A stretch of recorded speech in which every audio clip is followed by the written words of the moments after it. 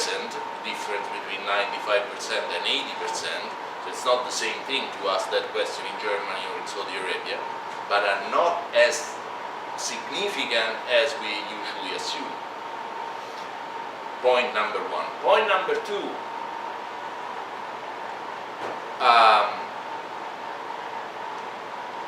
human rights are, in this, I agree with Buchanan. I mean, human rights are not the same things as moral rights, for many reasons, including the fact that there are already established patterns of appeal and the use of these rights. So what I'm saying is that you cannot go on the street and appeal to human rights if you are a big fan of Guantanamo. It simply doesn't work this way. It's, you know, you say, well, you know, my conception of human rights is that Guantanamo is okay. Yeah, I mean, you may make that argument, but it's simply not the case that people go on the street to say, oh, in the name of human rights, I want prisoners to be tortured. So I don't think that the appeal to the common idea of human rights in different individuals is as problematic as you were assuming. Yeah? Okay, I have two questions. Maybe one question and a comment. But let me see. So, don't you think that the third option here about the justification of human rights, the political one, can be reduced to the first, the instrumentalist justification? Because it says something like that. You can sum up saying, look, human rights are just instrumental to international politics, to limit the state. So there is a kind of big interest behind only. And my comment is this. I'm a kind of sympathetic to the compatibilist justification. That's why I was asking you to repeat. Because I disagree that there is a kind of Difference they are conflict between, let's say, the normativity level and the kind of technical activity. Why? Because of course, we have to see this. We are discussing a philosophical question, and it's about the justification of human rights. So we have to be crystal clear also about a meta question about justification. Should we stop somewhere, or should we go to infinite in the chain of reasoning, or should we go around a kind of circle? And I think the best option is to be to clarify that we have to reach the hard rock, let's say, the foundation, something somewhere, at some point, and build from there. So I think that the non-instrumentalist justification is right to say we should stop somewhere. I think you mentioned Hegel yesterday, and it seems like to say that humans or persons have rights is the kind of ultimate justification that we can have. Because persons are free, are agents, they are equal, and full stop.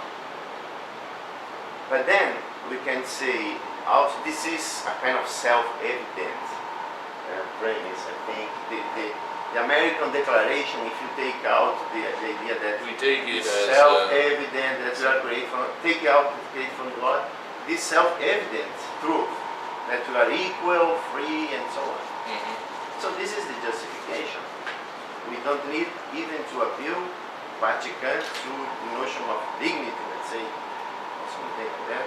That, in my view, presupposes a kind of theological Teleological. theological Theological. premise that we are in some way imago Dei, let's say, beings. So forget about the notion of dignity, but we can still think in these terms. There are some kind of intrinsic rights to personhood, full stop. So this is the kind of non-instrumental justification. And then we can think about a kind of in which sense these rights are useful for political or juridical or whatever roles. And for instance, I think that you made clear this point. There is no human right to democracy, but it looks like democracy is the best system to give the proper worth to human rights. So we can kind of infer or make compatible with a particular political system using the notion of human rights. So think about this. Which is the justification for democracy? It's because it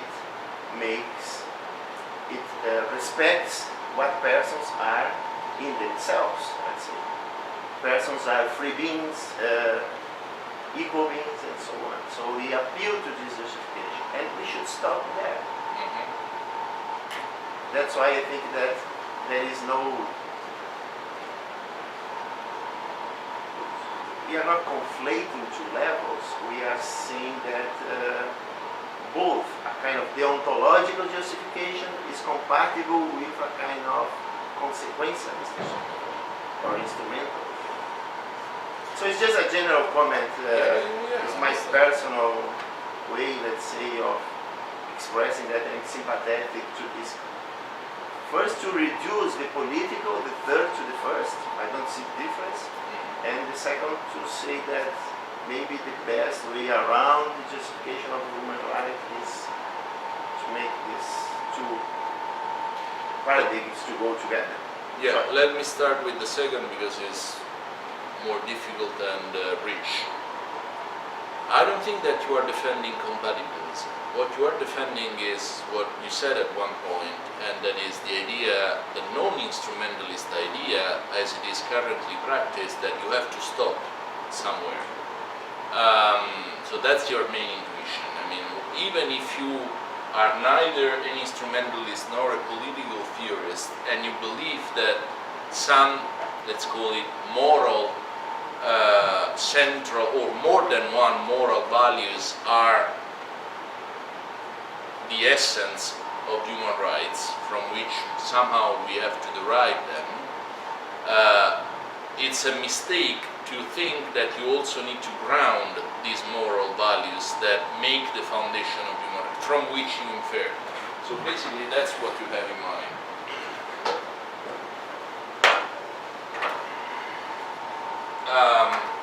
So let's assume that we have these moral values here that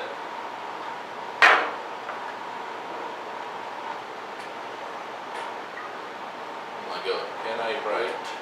Okay. Could be human dignity, the self-evident rights,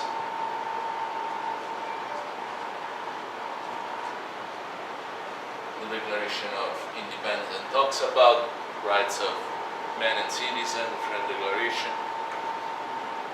We have those things, and then from this somehow, and here perhaps compatibilism comes with the help of some consideration of what we need, and given the creatures that we are, we need to eat, we need to, well, exactly. You get to human rights, okay?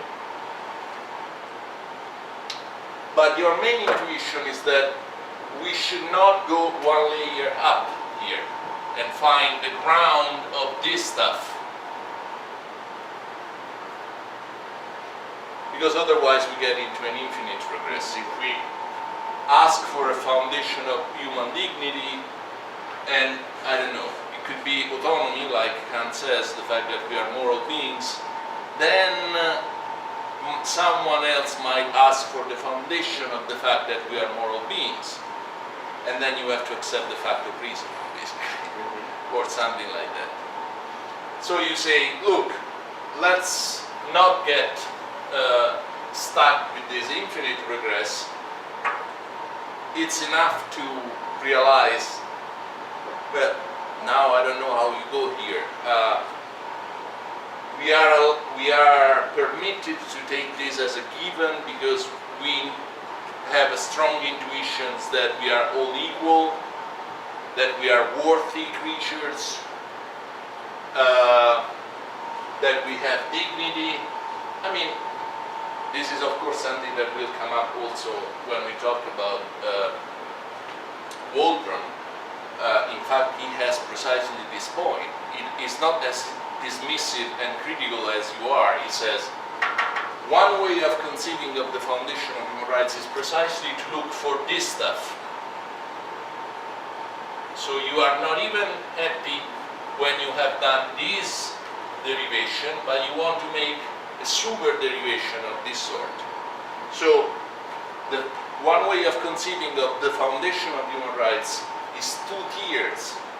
You start from your rights, you go to the moral values that ground them, for example, human dignity, but the real foundation for you is how you move from human dignity to what grounds human dignity. Well, yeah, nobody likes infinite regress, right? We agree on that. Except that I'm not extremely convinced that it makes sense to even start the foundational business and end up saying, oh, you know, the foundation is that we already know that these values are compelling. At that point, you don't do the foundation. I mean, at that point, I like more grass. You know, forget about this foundational business. I mean, human rights have their own life even without the attention of philosophers. I mean, they are accepted mainly by people. We have a fairly coherent understanding of them. Nobody protests in favor of torture by appealing to human rights. Why should we enter this philosophical game? I don't know, that's one way of doing it. As I told you yesterday, and as also Waldron will be saying in a minute, one way to conceive of the silence of the official documents about the grounds of human dignity is precisely that there was a little bit of philosophical prudence, right?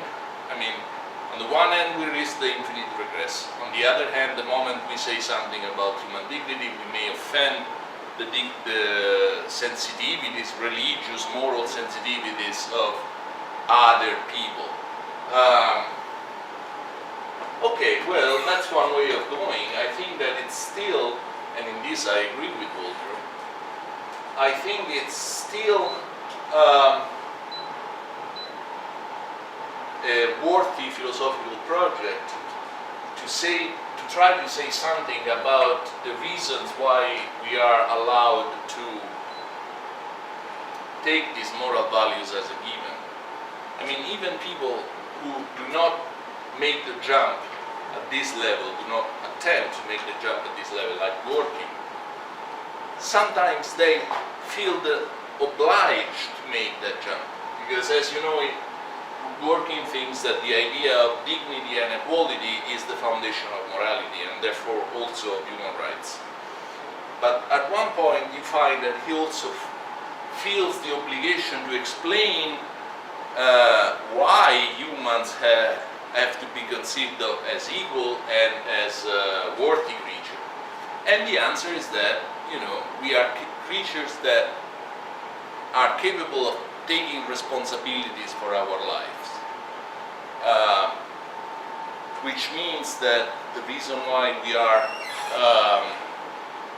these kind of beings is that we don't simply react to stimuli that come from the environment, but we we are capable of making rational or perhaps simply conscious decisions on and therefore then take responsibility for what we have chosen in our actions. I mean, if this is not going up here, it sounds like it comes very close to try to find something here. Now, I mean, to jump a little bit ahead, what I found extremely appealing in using a Kantian notion of human dignity is that Kant explicitly wants to go up here. The ground of human dignity is moral autonomy.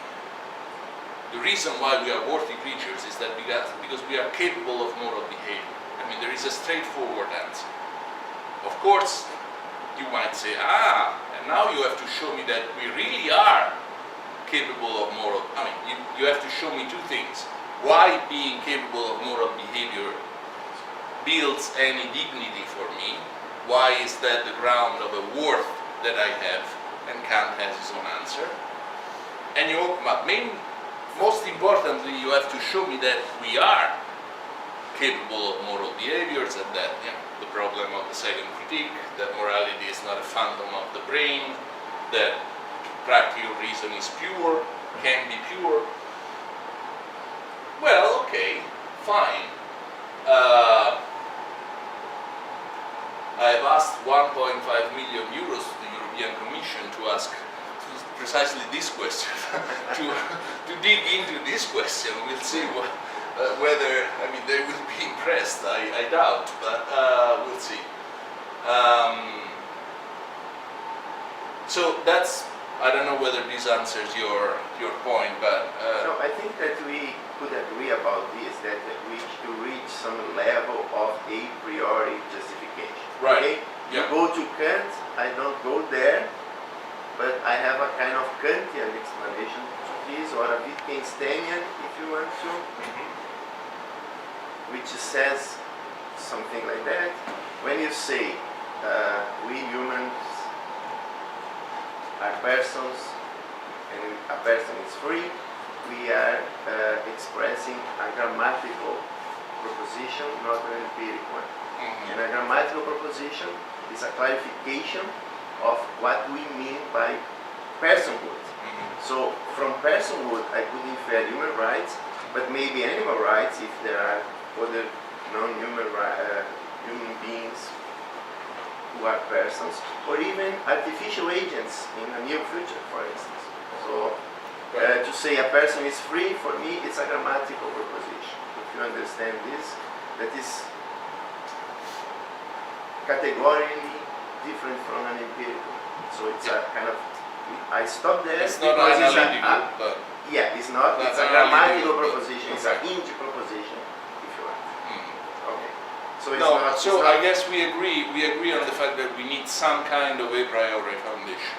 Yeah. I am the Kantian here, and I say that something could be said to show that we are moral beings. And of course, this is not something that you do through empirical science, because you don't look at, unfortunately, the freedom is precisely what escapes empirical inquiry, not to mention moral freedom. And you say, well, we don't need to go in that direction of a priori foundation. We can have a Wittgensteinian account in which, if we really understand the way in which ordinary language uses expressions such as freedom or people or persons or human beings, we already find in it pretty much all we need in order to get down here to human rights. Yeah.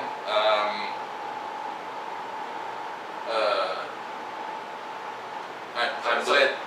Just to add something, it's not that I don't say that this is an a priori justification. I think that a Wittgensteinian could allow for that.